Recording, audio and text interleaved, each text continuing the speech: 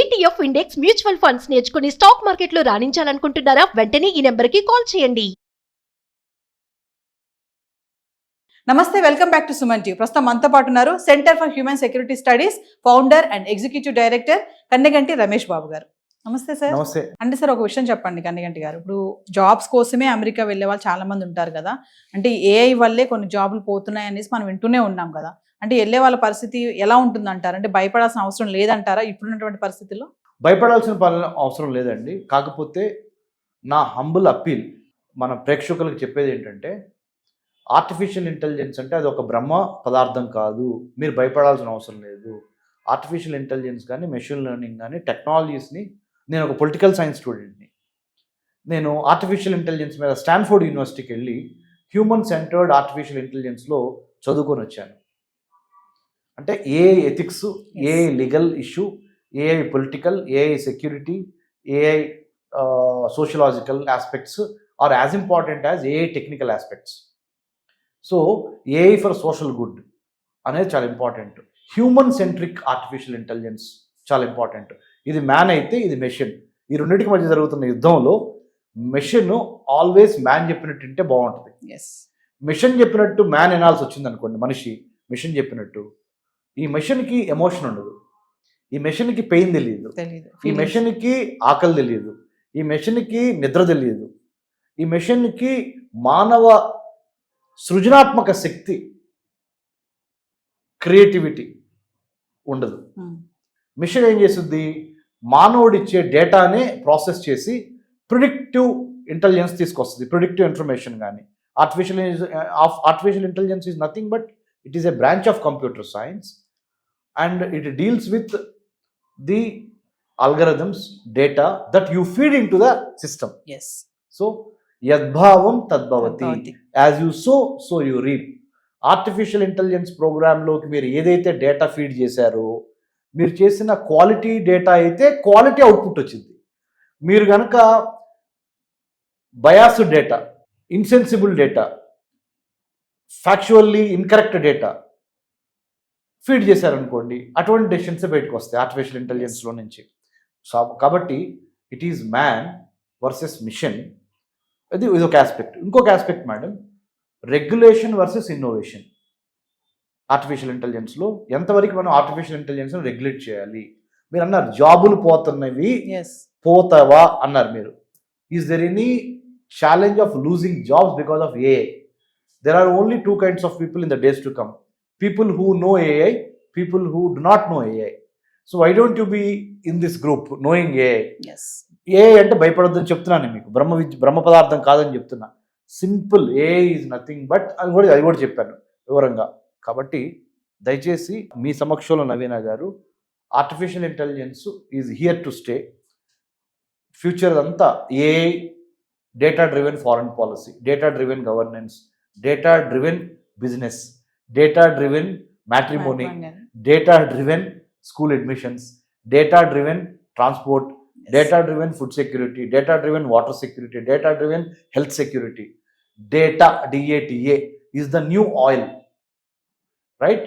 So the moment you talk about AI, data is the key component of AI. Yes. You cannot separate data and AI. So they are interfaced, interconnected. So my humble appeal to all the Suman TV business watcher audience through Navina Garu is learn AI, understand AI, read about AI and use AI in your daily life, and at the same time don't overuse it, don't misuse it, don't abuse it. Yes. ఈ మూడు చాలా important. Don't misuse it, don't overuse it, don't abuse it. కృత్రిమ మేధస్సుని కృత్రిమంగానే వాడండి. మీ సహజ మేధస్సు, natural intelligence. The fight is between artificial intelligence and natural intelligence. Natural intelligence is what has to take over AI. కానీ AI యొక్క speed పెరిగి natural ఇంటెలిజెన్స్ని తగ్గించే కార్యక్రమం జరుగుతుంది. కాబట్టి దాన్ని రెగ్యులేట్ చేయటం, but not at the cost of innovation. ఇట్లా మనం చూసుకొని జాగ్రత్తగా చేసుకోవాలి మేడం. సార్, రీసెంట్గా అమెరికా గవర్నమెంట్ ఒక నోటీస్ ఇచ్చింది. ఏంటంటే H1B వీసా విషయంలో శాలరీ బేసిస్, జాబ్ బేసిస్ మీద H1B వీసా అనేది ఇవ్వడం జరుగుతుంది ఇక మీదట. అని చెప్పేసి అంటున్నారు. ఏంటి సార్ దీన్ని ఎలా చూడొచ్చు అంటారు? శాలరీ జాబ్ బేసిస్ ఏంటి అసలు? అంటే క్రీమీ లేయర్ అంటారు మేడం. అంటే మోస్ట్ ఇంపార్టెంట్ అంటే ఇప్పుడు అమెరికా మొన్నటి వరకు మీడియం ఆదాయం ఉన్నా కానీ అమెరికా డోర్స్ ఓపెన్ చేసేది. కానీ మీరు లాస్ట్ ప్రోగ్రాంలో ఒకసారి మనం మాట్లాడుకున్నాం గోల్డ్ వీసా.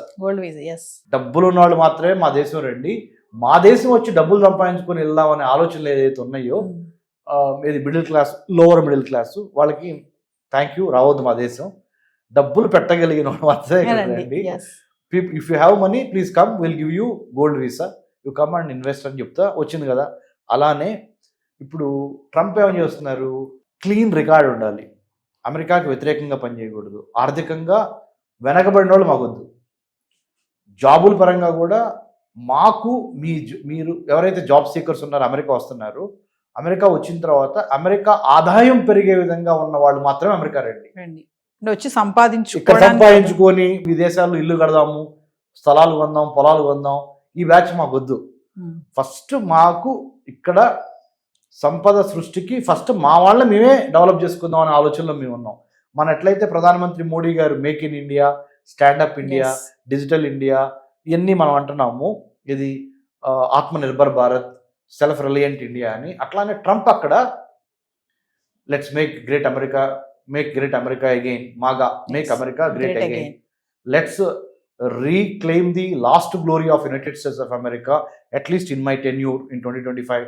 ఈ నినాదంతో locals are my heroes, locals are very important to me, American పబ్లిక్కి ఆకుల్లో పెట్టి కాని వాళ్ళు అంటే ఎవరు, ఇండియా కానీ, చైనా కానీ, బ్రెజిల్ కానీ, లేకపోతే యూరోప్ కానీ, వాళ్ళకి వెండి కంచాల్లో అన్నం పెట్టొద్దు అని అమెరికన్ ప్రెసిడెంట్ ట్రంప్ మాట్లాడుతున్నాడు. So my advice to people who wanted to go abroad and settle in the United States, high paying, high skilled workers ki America is always red carpet.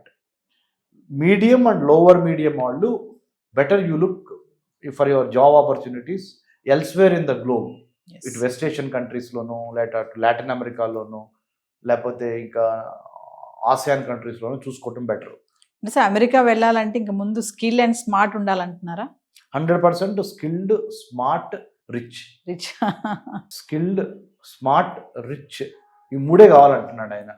మిగతా వాళ్ళు మాకు అవసరం లేదు అంటున్నాడు. కానీ అది ఎంతవరకు చెల్లిద్ది? ఇంకొక 2 ఏళ్ళు ఆయన ప్రెసిడెన్సీ, ఇంకొక మహా అయితే ఇంకొక 3 ఏళ్ళు వేసుకుందాం, రైట్? 2025 మొన్నే కదా జనవరిలో ప్రెసిడెంట్ అయ్యాడు. ఇంకొక 3 ఏళ్ళు అంటే by 2029 is out of the presidential this thing. రాబోతున్నది డెమోక్రటిక్ పార్టీనే ఆల్మోస్ట్ ఉంటుంది. నెక్స్ట్ వాళ్ళు మళ్ళీ అందరినీ పిలుస్తారు, డెమోక్రటిక్ పార్టీ. సో ఈ చైర్లో ఎవరు ఆక్యుపై అయ్యారు అమెరికన్ ప్రెసిడెంట్ చైర్లో? రిపబ్లికన్ పార్టీ అయితే కొద్దిగా కన్జర్వేటివ్గా, కొద్దిగా ఫండమెంటల్గా, కొంత రిచ్ పీపుల్కి ప్రోగా ఇట్లా ఉంటుంది. డెమోక్రటిక్ పార్టీ అయితే blue collar workers, immigrants, minorities వీళ్ళందరికీ ఎక్కువ సపోర్ట్ ఇస్తూ ఉంటుంది. సార్ ముందు మరి అబ్రాడ్ ఎడ్యుకేషన్ కోసం అమెరికా వెళ్ళాలనుకునే స్టూడెంట్స్కి కానీ, వెళ్ళిన స్టూడెంట్స్కి కానీ మీరేమైనా చెప్తారా యాజ్ యువర్ ఎక్స్పీరియన్స్తో? I told you, as I have a doctorate in American studies, I would like to tell and request students who wants to study in the United States of America, don't go on a scholarship. Don't go on a education loan. Go on a scholarship. You have to win the scholarship to study in the United States, so that you will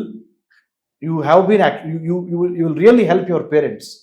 By not taking education loan, you are helping yourself and your parents, because the debt that is generated out of education loan is too much by the time you pass out of your American degree, and there is no job guarantee. Suppose if you go on a scholarship, merit scholarship, by winning the scholarship, your parents will be at peace, you are at peace, because you are studying on a scholarship. Not every student will get a scholarship to study in the United States, realistically speaking. Then what to do? After your BTech in Hyderabad or in India, do some kind of 1 year, 2 year job here, earn your own money, and then go abroad, instead of immediately going after BTech by taking education loan. So this is my advice. Sir, America కాకుండా ఇంకా వేరే దేశాలకు కూడా వెళ్ళొచ్చు అంటే మీరు చెప్పే places ఏముంటాయి? Japan is one unexplored country అండి. మన వాళ్ళకి ఒళ్ళు బతుకో జపనీస్ లాంగ్వేజ్ నేర్చుకోవడం. కానీ Japan is really looking for talented people. అక్కడ ఏజ్ ఎక్కువైపోయి జపాన్లో ప్రజలకి they are looking for young people to come and settle in Japan. I recommend. న్యూజిలాండ్ 100% ఐ రికమెండ్. ఆస్ట్రేలియా ఎదురుగా ఉంది. UK I don't want to recommend UK. I don't want to recommend US also now. I only would like to recommend Japan, South Korea, New Zealand and some Benelux countries యూరోప్లో. Yes.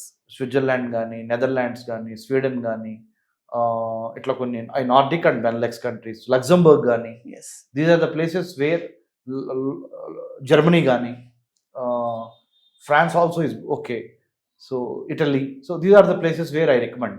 Yes. So coming to BTech students, BTech అయిపోగానే MS చేయాలి అంటే మీరు suggest చేసే first place ఏముంటుంది America కాకుండా?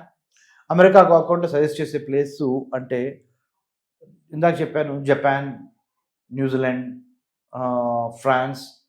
మన వాళ్ళు ఏం చేస్తారంటే మేడం, ఇంగ్లీష్లో మనం ట్రైనింగ్ అయి ఉన్నాం కదా, ఎస్. ఇంగ్లీష్ స్పీకింగ్ కంట్రీస్కి వెళ్దామని ఆలోచిస్తారు. ఎస్. కొద్ది కష్టపడి కొరియన్, జాపనీస్, చైనీస్, ఆర్ ఇక్కడికి వస్తే స్పానిష్, ఫ్రెంచ్, జర్మన్, బ్యూటిఫుల్. ఇక్కడికి వెళ్తే కూడా చాలా రిచ్ అవ్వడానికి, ప్రాస్పరస్గా స్టూడెంట్స్ మంచి ఇన్కమ్ సాధించడానికి అవకాశం ఉంటుంది. అంటే వేరే దేశాలకు వెళ్తే లాంగ్వేజ్ నేర్చుకోవాల్సి వస్తుందని అమెరికా అమెరికా ఎందుకు ఈజీ అవుతుందంటే, English. అమెరికా కానీ, యూకే కానీ, ఆస్ట్రేలియా కానీ ఇంగ్లీష్ మూలాన.